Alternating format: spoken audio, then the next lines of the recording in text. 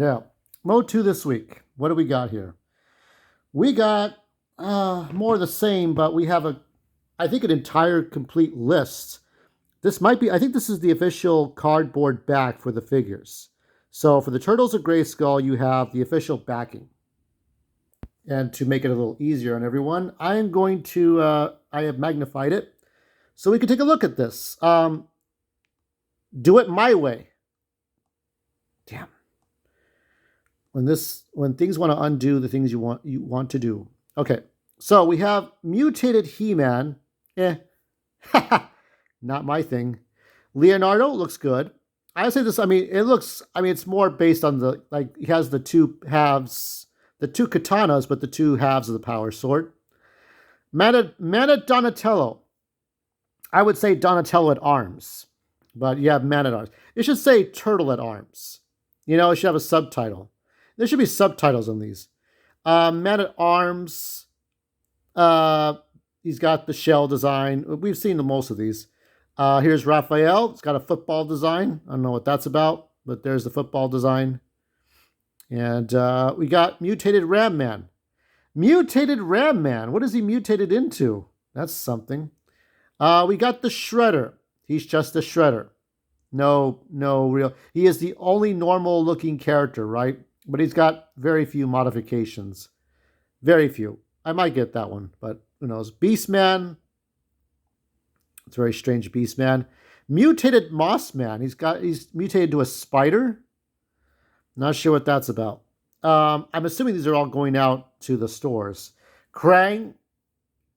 So we got Krang. We got Slacker. So I think it's a robot, because Slash is like the fifth turtle that's an evil turtle. I remember seeing Slash at the swap meets back in, man, what year was that? 92? 92.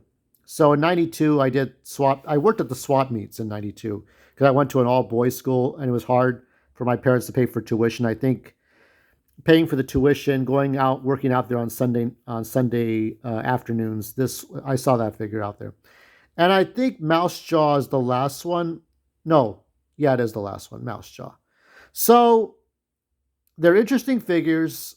I don't know if I would buy any of these, honestly. Maybe Mouse Jaw.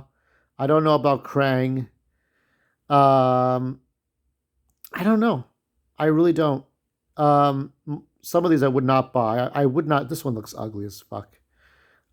These are okay, but they seem redundant. I don't really care. Shredder, but I would say this one and maybe these two, Krang and Mutated Mossman. See, I'm just not going to buy all these damn figures. I'm just not going to. There's no point. But if you like crossovers, this should be all right. Turtles crossed over once before with Star Trek and Stranger Things. So I'm looking forward to seeing what this is going to be about. The next thing could be Nintendo. The Legend of Zelda crossover with He-Man. All right, so this is where Prince Adam doesn't need the sword to call upon the power. Turns into a behemoth. He turns into a monster, right? He turns into like Ular, but not Ular. So I finally watched all 10 episodes of Revelation after people shitted on this for 2 years. And I'm going to get over the positives right now. Let's get through the positives. I liked episode 4. This is the one where Orko dies and Scareglow appears for the first time and everybody escapes to Preternia. And we see a bit of banter between Evil Lyn and Orko, which I thought was very, very good. If you were to do a collection of He-Man episodes through the years, you get a lot of them from 1983, you would get some from 1990, you would get some from 2000X, and maybe just one of these episodes, episode 4, and then maybe a couple from the CGI, right? 2021. This is the only episode 4 is the only one that I would give two shits about ever on this earth. I don't care about the rest of it. I don't care about the rest of it. The pacing was so bad. I guess you can't skip through the episodes. Just want to kind of have a different picture here. And here are the different episodes. Let's look at episode 4 because, yeah, I think it's called Land of the Dead. This was the one I liked the most. Or liked because I felt it was well written. Like you could take that episode in isolation and say that that was a good one. Um, but after that, I just didn't give a shit. Um, I'll show you something funny at the end of this, and we'll all have a laugh.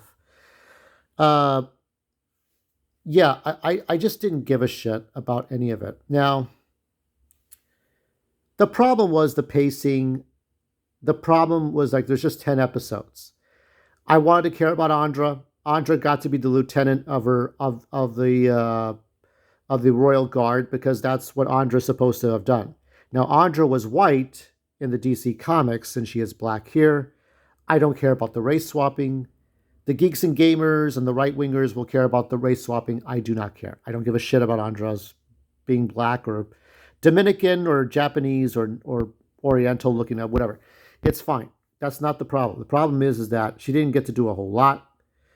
Tila's I don't need no man hissy fit wasn't very good. And didn't make the show look good much either. Because that's just not we don't need let's kind of make it a little more scenic here. So it didn't help much. Had this episode started, had this episode started, I would say, with Tila and Andra in this sort of cyberpunk, gritty noir, like this sort of Eternia noir future. Yeah? It's sort of this gritty future. I would say that it would have been worth a damn. Let's put a better image here. One of the good things that come out of Revelation was Faker. I like this Faker more than the blue one. I think I kind of liked, as I got older, I had my own preferences of He-Man after a time. But if I rearranging the scene constantly here, because so here we go. Nicer picture of Faker. So this is Faker from, Revelation, but he looks like He-Man, but that's what Faker's supposed to look like, He-Man. I remember that from the old cartoon. He had the glowing eyes and shit, but here he tricked the sorceress. Now, the whole bullshit with Kevin Smith telling everybody that this is the continuation of Filmation, which was utter bullshit because it wasn't. The fact that he was telling everybody that, Tila wasn't the star, went after geeks and went after Clownfish TV. Look, Clownfish TV, I don't know where their grifting bullshit reactions start and where their honest feelings stop. I'm giving you my honest feeling. I think we all agree that these cartoons should not have been made, and if they had been made, they would have been more honorable to what we have seen before. Now, I gave you my perspectives through the comic books that DC Comics made last decade. In fact, I think it is the 10th anniversary of those comic books making their second DC Comics debut. After the crossovers and such, you would have the final chapters of He-Man, how he married Tila, how Prince Adam married Tila, how She-Ra came back, how Queen Marlena went to Earth, and all that stuff. Those are the stories that were really good.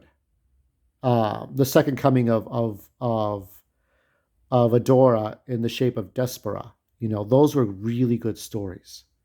And what I saw on Netflix was a fucking fraction of that. It was never as good as what I read. Now, granted, you can't it's easier to do things in a book than you can do in a movie, but that's an excuse for laziness. That's not an excuse for to say these two things are different. It's like, well, you can't do these things. Well, you try to do something because you're bringing back a franchise that had not been seen in 18 years. About 18 years, we hadn't seen He-Man in any shape. There was a Geico commercial. And that was about it. The Geico one was the Filmation stuff, okay?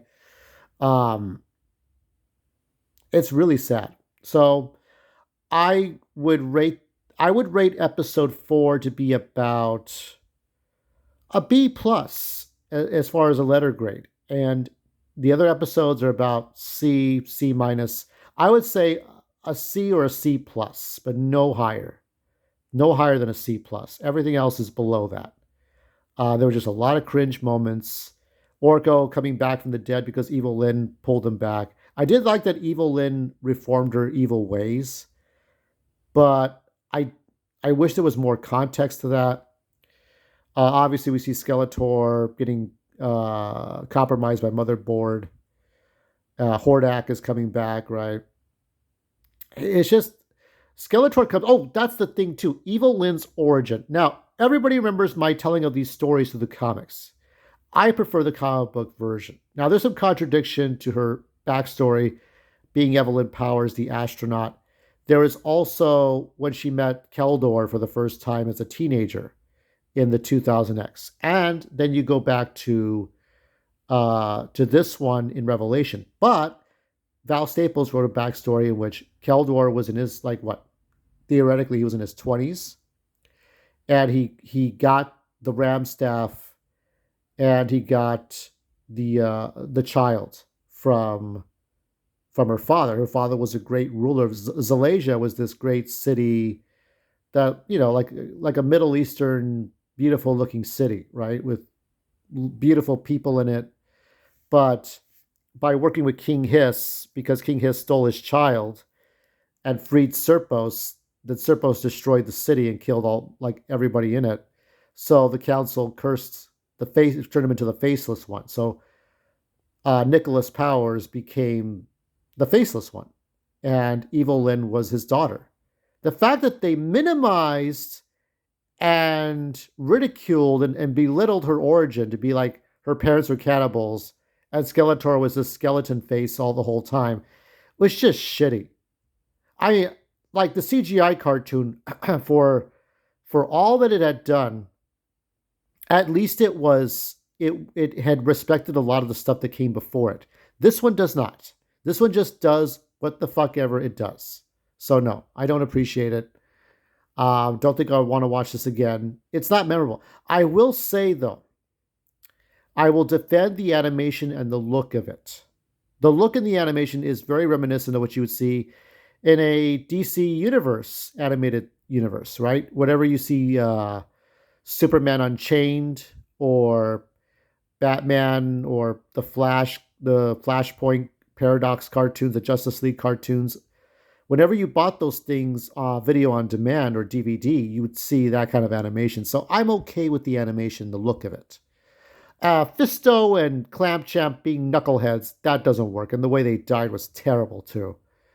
Marlena saying, "Oh, be sure to be back home for dinner." I'm like, could you just not phone in the performance, please? I'm glad that Sarah Michelle Gellar's gone and Melissa Benoist is in. They're the real life husband and wife of Chris Wood. But the thing is that I'm just not feeling good about the second one. I'm not feeling good about Revolution. I don't know if I'll be reviewing She-Ra anytime soon. If there aren't too many episodes of that, I'll take a look.